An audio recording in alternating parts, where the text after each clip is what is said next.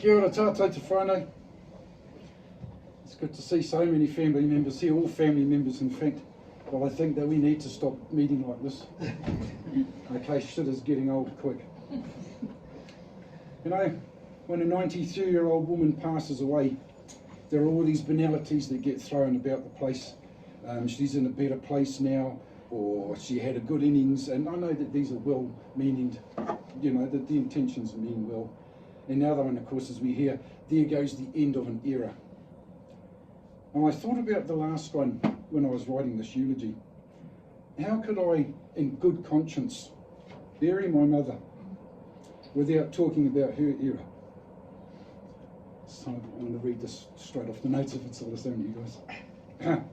The very thing that has shaped her into the good, bad, indifferent, cranky, glorious, humorous, colourful and flawed human being that she really was. Her era was the Second World War in London. My mother was an uneducated, clever woman.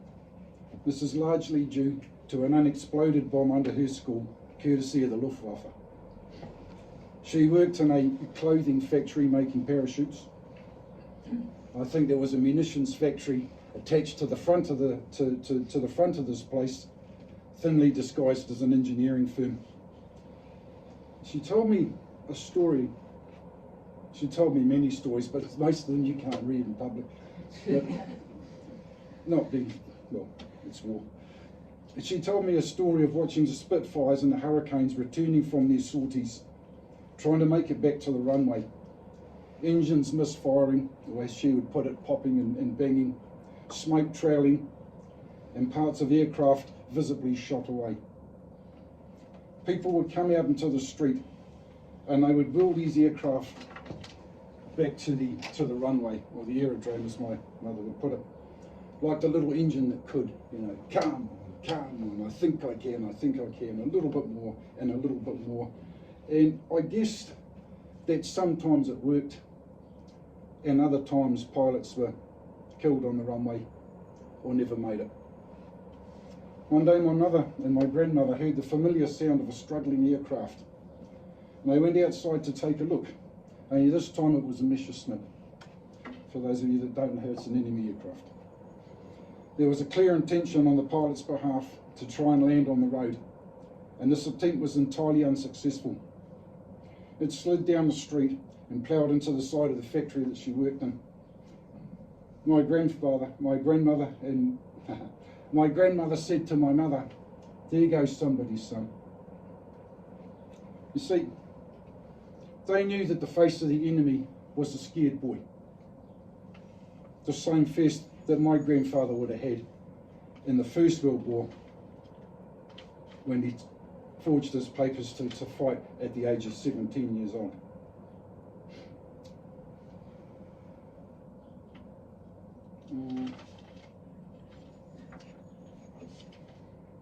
I'm going to try and segue into something a little happier, which is not the easiest thing to do in the eulogy, but better times were on the horizon. My mother met my father, Reg, and the inevitable happened in the form of myself and my sister. Jenny is considerably older than I am, but I think there's a lot to be said about practice making perfect, of course. Actually, that was nowhere near as funny in rehearsal. Life after the war was very difficult for a very long time, and rationing was in place. My mother often joked about having more dinner times than dinners. Not that that was revealed at the time. If we fast forward into the 60s, they decided to immigrate to New Zealand, searching for a better life. And they found it. This country had a shortage of tradesmen, and so they immigrated to New Zealand because of that. My father said goodbye to what was left of his father, his family, his brother and mother. My mother said goodbye to her brother and friends. They come to New Zealand in search of a better life. My dad was one of those people, I think he owned the first dollar that he ever made. And they both worked all the hours under the sun. my father had a massive coronary heart attack, and after that they travelled round and round and round the world. And sometimes my old father was a little adventurous, and I know that it skewed him. They could be in the middle of nowhere, and I remember a story where she saw him going by in the back of a truck. But he enjoyed showing her the world, and I know that she enjoyed seeing it. My mother loved music, and she could play anything, and she was a great pianist, but she couldn't read a note. In fact, she was kicked out of music school because the music teacher had walked in on her when they were playing vulgar American swing and boogie woogie, and she was teaching a little bit of tap dance. But my mother had a great sense of humour. It's very difficult to convey a sense of humour in the middle of a eulogy, but for those of you that knew her will know. There is very little that couldn't be turned into a joke, and practically nothing was off the table. She was not a spiritual person. She did not believe in the supernatural. She did not believe in things that went bump in the middle of the night. She didn't believe in the plethora of gods, or a single deity, or have faith in fact anything that couldn't be proven. But don't think for a single moment that your thoughts and prayers and well wishes are not appreciated, because they most assuredly are, and I know that they come from a good place. Catherine, I think we'll have a bit of a song, eh? Bright and shining light, that taught me wrong from right, I found in my mother's eyes.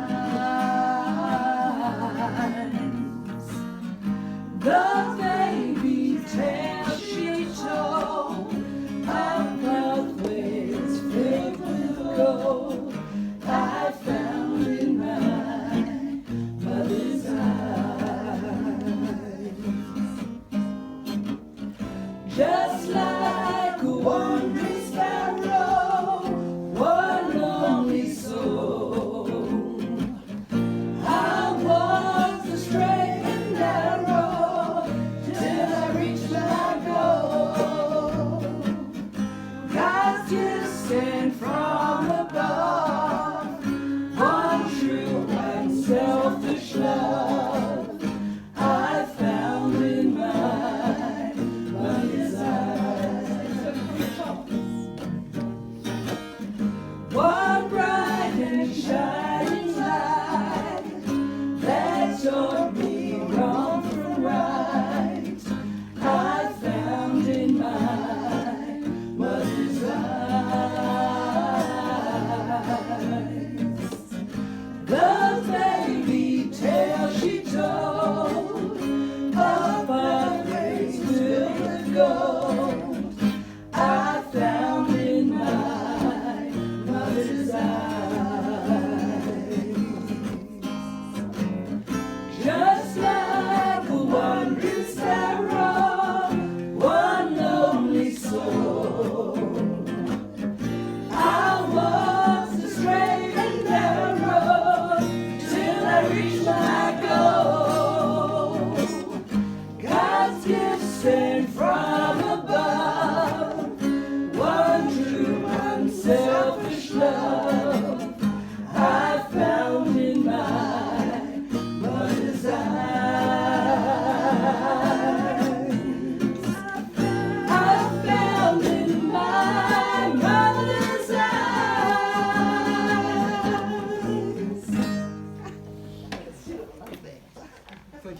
Thank you, Catherine.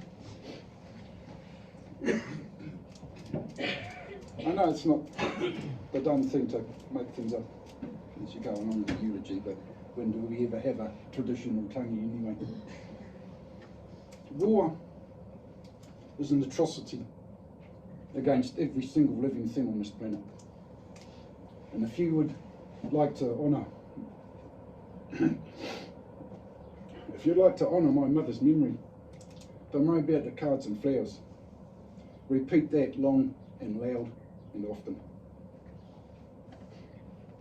I think there is a point in every funeral when it goes from a funeral to our funeral.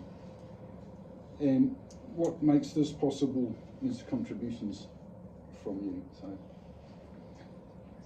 you can absolutely start.